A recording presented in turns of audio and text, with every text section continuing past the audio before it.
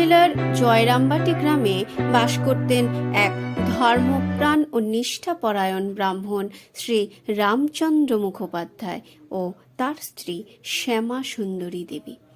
একদিন ব্রাহ্মণ তার কুটিরে গভীর নিদ্রামগ্ন। এমন সময় তিনি দেখলেন এক পরমা সুন্দরী বালিকা তার শিয়রে এসে দাঁড়ালো। পরনে লাল কাপড়, এলো চুল। রামচন্দ্রবাবু অত্যন্ত বিস্মিত হয়ে প্রশ্ন করলেন, কে তুমি মা? অপরূপা মধুর কণ্ঠে উত্তর করলেন, চলে এলাম তোমার কাছে। কিন্তু কে তুমি? কোথায় তোমার নিবাস? বালিকা আর কিছু উত্তর করার আগেই রামচন্দ্রবাবুর ঘুম ভেঙে গেল। আরেক দিনের কথা। রামচন্দ্রবাবুর সহধর্মিণী শ্যামা সুন্দরী দেবী তার বাপের বাড়ি সিহন গ্রামে কিছু মহিলার সঙ্গে বেরিয়েছিলেন। ফেরার পথে এক বেলগাছের ছায়ায় বসেছিলেন কিছুক্ষণ। সে সময় তিনি সেখানে একাই বিশ্রাম করছিলেন।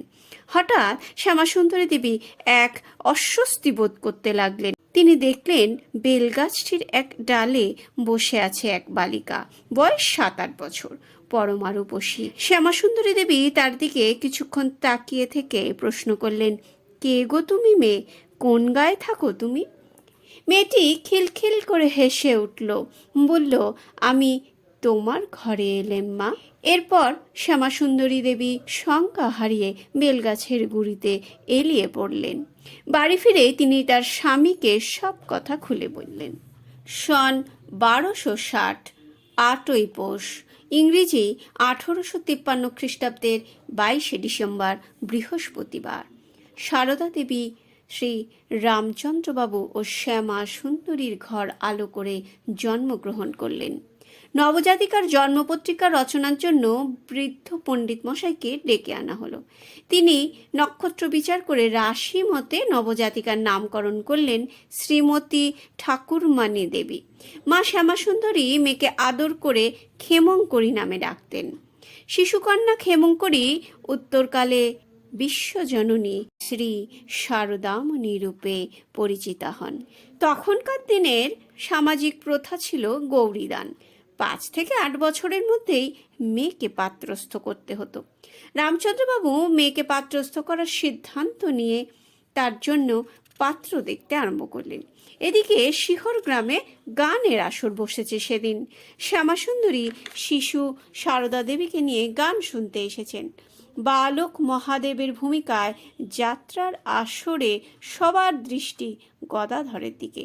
অদূরে আসরে মেয়েদের মাঝে মায়ের কোলে বসে সারদা দেবী অপলক চোখে তাকিয়ে তন্ময় হয়ে মহাদেব বেশি গদাধরকে দেখছেন। প্রতিবেশী এক প্রৌঢ়া সারদার গালে আলতো করে ঠোকা মেরে জিজ্ঞাসা করলেন, এত লোক এখানে, বলতো মা, কাকে তুই বিয়ে করবি? কে তোর বর হবে বলতে পারিস? মুহূর্ত চিন্তা না করে সারদা দেবী গদাধরের দিকে উংলি নির্দেশ করল। ব্যাপারটি নিয়ে সবাই খুব হাসাহাসি করল। এদিকে গদাধর কামারপুকুর ছেড়ে আশ্রয় নিয়েছেন দক্ষিণেশ্বরের মন্দিরে। মা ভবতারিণীর পুজোর জোগাড়ে ব্রাহ্মণ হিসেবে সে নিযুক্ত। ক্রমে তার মধ্যে ভাবের সঞ্চার হতে দেখা গেল। কাতর হয়ে মাকে ডাকেন, দেখা দে মা, দেখা দে। কেঁদে কেঁদে আকুল হন মা মা বলে। কামারপুকুরে খবর গেল।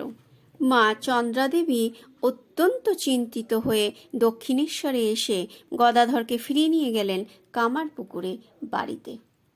আত্মীয় প্রতিবেশীরা গদাধরের অবস্থা দেখে চন্দ্রাদেবীকে পরামর্শ দিলেন ছেলের বিয়ে দিতে। বউ আসলেই এসব পাগলামো পালিয়ে যাবে। আশ্চর্য ব্যাপার, বিয়ের প্রস্তাবে এক কথাতেই তিনি সম্মতি দিলেন। কিন্তু আত্মীয় বন্ধু অনেকেই অনেক খোঁজাখুঁজি করে সঠিক মেয়ের যোগাযোগ করতে পারলেন। একদিন আত্মভোলা গদাধর নিজেই বললেন, কেন গা, জয়রামবাটিতে যেতে পারছো না? সেখানে রামচন্দ্র মুখুজ্জের মেয়েটা খুঁটোয় কুট বেঁধে রেখেছে, দেখো গে যাও। এরপর শুভ দিনে গদাধর ও 7 বছরের বালিকা শারদামণির বিয়ে হয়ে গেল। বিয়ের কিছুদিন পরই গদাধর সব কিছুকে উপেক্ষা করে দক্ষিণেশ্বরের উদ্দেশ্যে পা বাড়ালেন। সারদা দেবী চলে গেলেন তার পিতৃগৃহ জয়রামবাটিতে। সারদা দেবী অনুভব করলেন অন্ধকার রাতে তারই মতো ছোট্ট এক বালিকা তার কাছাকাছি থাকে। দিঘির কালো জলে নাইতে গেলেও তার প্রতিচ্ছবি দেখতে পায় সে। ঘুমের ঘোরে ছমছম নূপুর বাজিয়ে শিওরে এসে দাঁড়ায়। কে এই মেয়েটি? এ কি মহামায়া? পরবর্তীকালে মা সারদা ভক্তদের কাছে বহুবার বলেছিলেন, কে যে সে মেয়েটি আমি তা বুঝতে পারিনে। এদিকে গদাধর সাধনায় আত্মমগ্ন হলেন, ভুলে গেলেন কামারপুকুরের কথা, তার সংসারের কথা, নববিবাহিত সারদা দেবীর কথা। সন 1221 বাঁকুড়া জেলায় দেখা দিল ভয়াবহ দুর্ভিক্ষ। সারদা দেবীকে কামারপুকুরে শ্বশুরালয়ে নিয়ে আসা হলো। একদিন কিশোরী সারদা দিঘিতে স্নান করতে যাবেন মনস্থ করলেন। ভর দুপুরে বনের পথ দিয়ে সে একাই এগিয়ে চলেছেন ধীর পদক্ষেপে। আপন মনে পথ চলতে চলতে একসময় আচমকা থমকে দাঁড়ালেন তিনি। তার মনে হলো এক নূপুরের ধ্বনি যেন তিনি শুনতে পাচ্ছেন। বার কয়েক এদিক ওদিক দেখলেন, কিন্তু কোথাও কিছু নেই, চারিদিক জনমানব শূন্য। আবার পথ চলতে শুরু করলেন তিনি। অমনি সেই নূপুরের গুঞ্জনও আবার সারদা দেবীর কানে ভেসে আসতে শুরু করলো। এবার একটি দুটি নয়, অনেকগুলো পায়ের নূপুরের ধ্বনি সমান তালে বাজছে। 8 জন দিব্য কুমারী সারদা দেবীর কাছে এগিয়ে আসলেন। মুখে হাসি নিয়ে তারা সারদা দেবীকে অনুসরণ করে উপস্থিত হলো হালদার দিঘির ধারে। তারপর একসাথেই দিঘির জলে স্নান করল সবাই। পরবর্তীকালে সারদা দেবী ভক্তদের কাছে স্বীয় বাল্যলীলার কথা ব্যক্ত করতে গিয়ে বলেছেন, আমার স্নানের সময় ওরা রোজই আসে, কিন্তু কিছুই বুঝতে পারি না এরা কারা। দক্ষিণেশ্বর থেকে গদাধর ফিরে এলেন কামারপুকুরে। সারদা দেবীর ডাক পড়ল কামারপুকুরে শ্বশুরালয়ে। স্বামীর চরণ সেবায় নিজেকে বিলিয়ে দিলেন তিনি। গদাধর পত্নীকে আধ্যাত্ম সাধনার উপযোগী করে তোলার প্রাথমিক পর্ব শুরু করলেন। হাত ধরে গুরুর মতো শিখিয়ে দিতে চেষ্টা করলেন নিত্য কর্ম পদ্ধতি। কিন্তু আশ্চর্য হয়ে তিনি শেখাতে গিয়ে দেখলেন যে কাকে শেখাতে চাইছেন তিনি সবই যে আগে থেকেই জেনে বুঝে আছেন সারদা দেবী। এ যেন পূর্বজন্মের লব্ধ শিক্ষা নিয়েই সারদা দেবী পৃথিবীতে এসেছেন। গদাধর ফিরে গেলেন দক্ষিণেশ্বরে। কামারপুকুরে একাকী থাকাকালীন সারদা দেবী পড়াশুনো করতেন। তিনি নিজে বলেছিলেন, কামারপুকুরে লক্ষ্মী আর আমি বর্ণপরিচয় একটু একটু পড়তুম। ভাগ্নে হৃদয় বই কেড়ে নিলে, বললে মেয়ে মানুষের লেখাপড়া শিখতে নেই, শেষে কি নাটক নোবেল পড়বে। লক্ষ্মী তার বই ছাড়ল না। আমি আবার গোপনে আরেকখানি বই কিনে নিয়ে এলুম 1 আনা দিয়ে।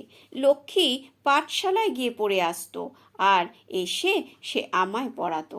ভালো করে শেখা হয় দক্ষিণেশ্বরে। কিছুকাল পর সারদা দেবী আবার জয়রামবাটি গ্রামে পিত্রালয়ে ফিরে গেলেন। এক নতুন আনন্দময় জগতের সন্ধান পেয়েছেন তিনি।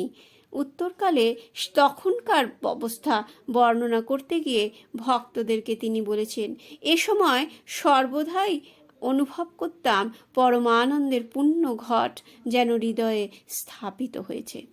এদিকে দক্ষিণেশ্বরে পাগল গদাধরের পাগলামি উত্তর বেড়ে চলেছে। যত মত তত পথ। সত্যটা জগৎবাসীর কাছে প্রচার করার জন্য তিনি উন্মুখ। মহাকালের অনন্ত রহস্যের খোঁজে সর্বক্ষণ তিনি আত্মমগ্ন। যেমন করে শ্রী রাধিকা কৃষ্ণ প্রেমে বিভোর হয়ে চোখের জলে বুক ভাসিয়েছিলেন, তেমন করেই মা ভবতারিণীর দর্শন আকাঙ্ক্ষায় তিনি ব্যাকুল হয়ে উঠলেন। এদিকে জয়রামবাটির কুটিরে বসে স্বামীর খ্যাতির কথা শুনে আনন্দিত হচ্ছিলেন সারদা দেবী। আপন মনেই প্রশ্ন করেন, আমি কি আমার প্রাণের ঠাকুরের কাছে দক্ষিণেশ্বরে যেতে পারি না?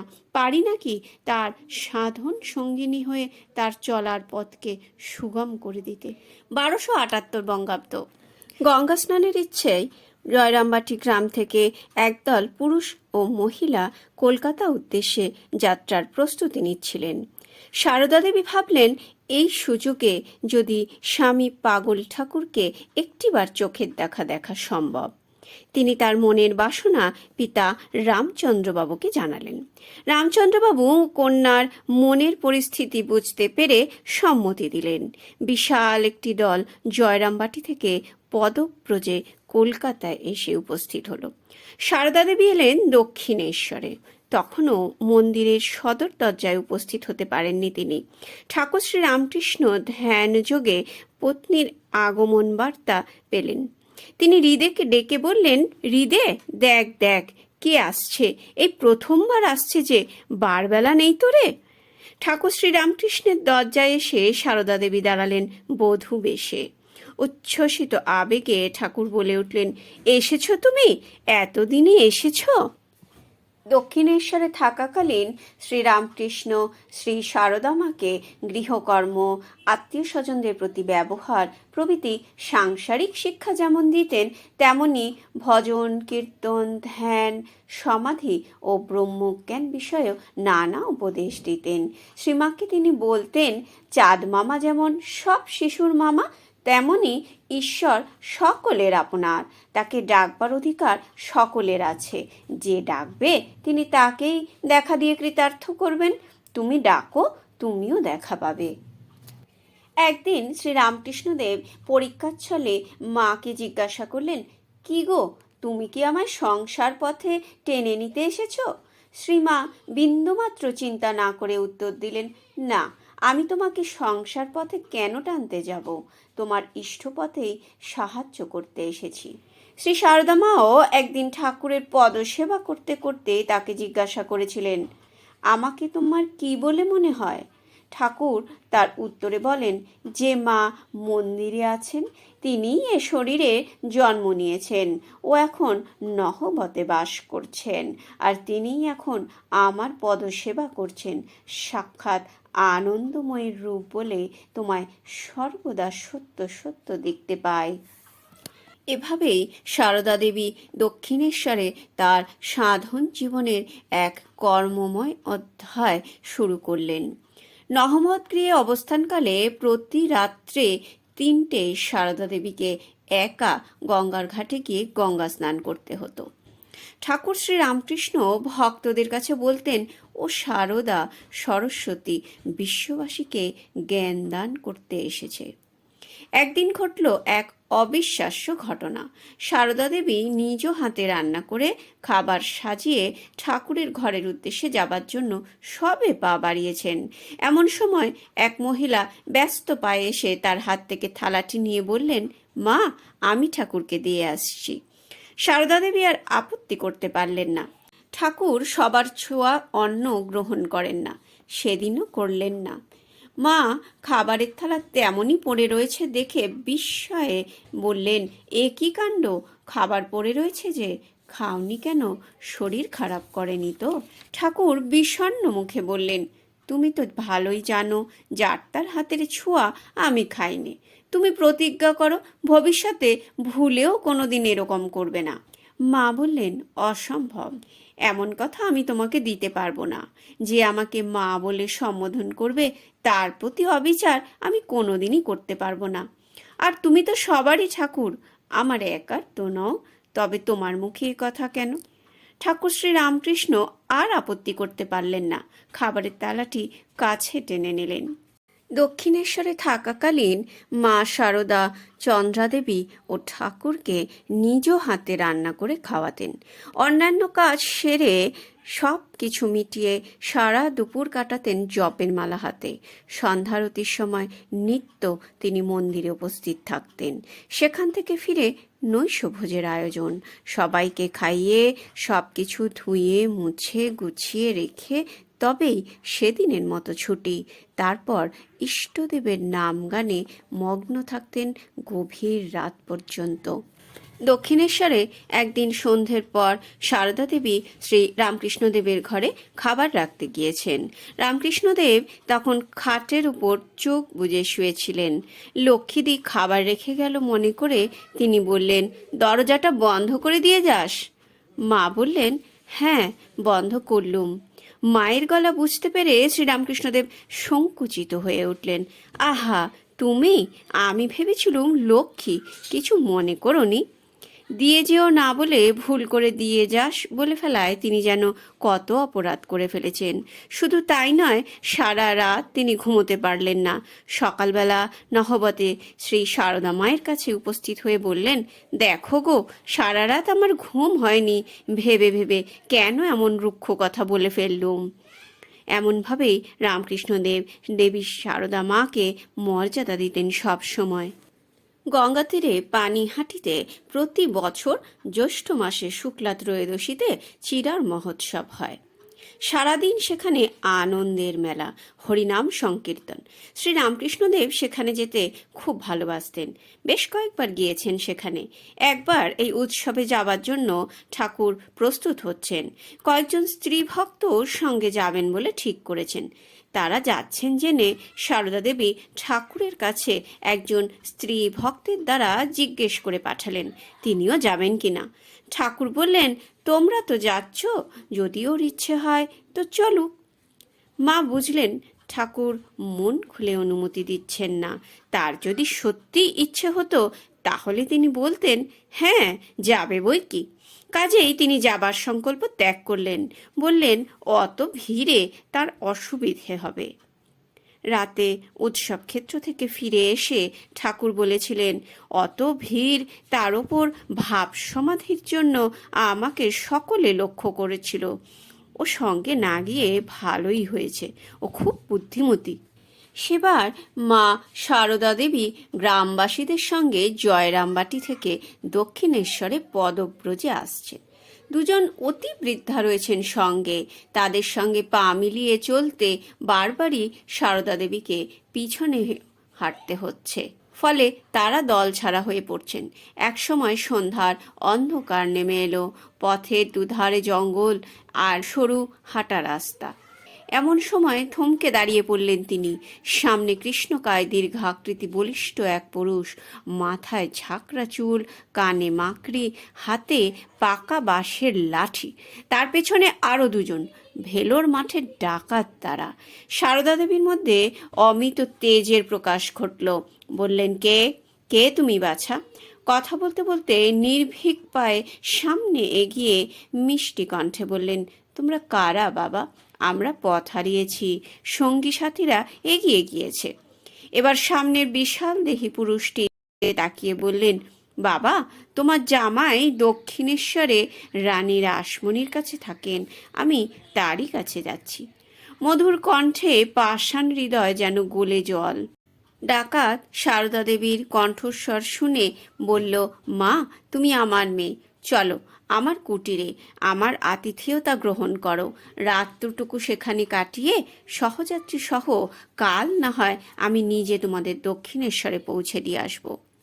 ডাকাত ছেলের আশ্রমে মা সারদা তার ঘরেই রাত্রি কাটালেন। সকালবেলা সারদা দেবীর সঙ্গী সাথীরা তাদের খুঁজতে খুঁজতে ডাকাতের কুটিরে উপস্থিত হলেন। তারপর দক্ষিণেশ্বরের উদ্দেশ্যে পা বাড়ালেন তারা। ডাকাত সর্দার ও তার সহধর্মিণী তাদের অনেকখানি এগিয়ে দিয়ে আসলেন। 1280 বঙ্গাব্দের 13 জ্যৈষ্ঠ, এক আমাবস্যার রাত্রি। রাত্রি ক্রমে গভীর হলো। দক্ষিণেশ্বর কালী মন্দিরে পাগল ঠাকুর ধ্যানে আত্মমগ্না। ফলহারিণী কালিকা পূজার আয়োজন, মহানিশায় গোপন পূজা। মহামায়া দেবী সারদা ধীর পায়ে এগিয়ে মন্দিরের ভেতরে প্রবেশ করলেন। এমন সময় পূজারী ঠাকুর তাকে ইঙ্গিত করে বললেন, এসো, এগিয়ে এসো, এই তোমার স্থান। ঠাকুরের নির্দেশে দেবী সারদা দেবী দক্ষিণের দিকে আলপনা দেয়া আসনে উপবেশন করলেন। পূজ্যা দেবী সারদা। পূজারী পাগল ঠাকুর। ফুল, বেলপাতা, তুলসীপত্র এবং চন্দনে মায়ের চরণ ঢাকা পড়ে গেল। শ্রীমা ও আনন্দময়ী মহামায়া রূপে ধ্যান তন্ময়তার মধ্যে গ্রহণ করলেন পুজো ও অর্ঘ্য। এভাবে কেটে গেল রাত্রির তৃতীয় প্রহর। সম্বিত ফিরে পেলেন যখন ঠাকুর, তখন শ্রীমার চরণ কমলে জপের মালা, ফুল, বেলপাতা যা কিছু ছিল সব অঞ্জলি ভরে নিবেদন করলেন। তারপর সাষ্টাঙ্গে প্রণাম করলেন। মাতৃপূজা সমাপ্ত হলো। অনন্তরূপিণী শ্রীমা অন্তর থেকে উদ্ভাসিত হলো মহাশক্তির বিকাশ। পরবর্তীকালে ভক্তদের কাছে ভাবাপ্লুত কণ্ঠে তিনি বলেছেন, ঠাকুরই সব, ঠাকুরই পরম গুরু, ঠাকুরই ইষ্ট, আবার ঠাকুরই প্রকৃতি এবং সর্বদেবময়, তিনি সর্বজীবে বিরাজমান।